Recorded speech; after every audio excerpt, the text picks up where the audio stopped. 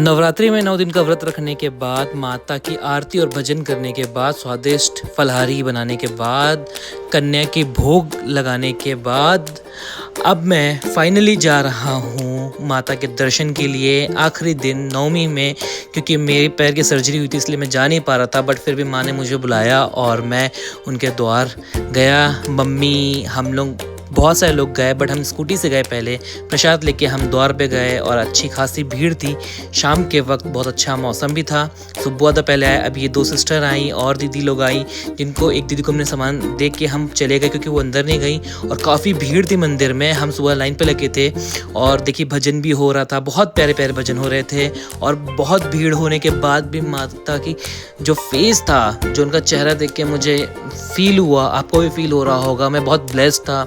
उसके बाद उनके दर्शन करने के बाद हम वापस बाहर आ गए। फिर बाहर अगरबत्ती और तिलक लगा के उनकी पूजा की।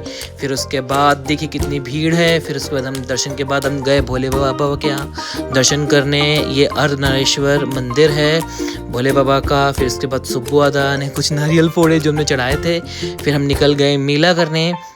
मेले में भी खासी भीड़ थी और कुछ सामान दीदी लोग ले रही थी, बर्तन भाड़े। फिर सुब्बू दादा ने भी कुछ सामान देखा, भूख लगने लगी तो हमने फुल्कियाँ खाई, जिसे पानी पूरी भी बोलते हैं। फिर उसके बाद कुछ पूजा की सामग्री भी देखने लगे, जिसे हमने लिया भी। उसके बाद कुछ ऐसी छुटपुट आइटम देखने के बाद हम पहुंच गए भैरव बाबा के मंदिर, जो रास्ते में ही पड़ता है। फिर भैरव बाबा के यहाँ दर्शन किए। फिर वहाँ तो जब उनके पास बैठे, बातचीत की। यहाँ से रहने का खूबसूरत नज़ारा और उनकी आरती हो रही थी बाबा की। ये सब दर्शन करने के बाद वापस हम अपने घर आ गए दोस्तों।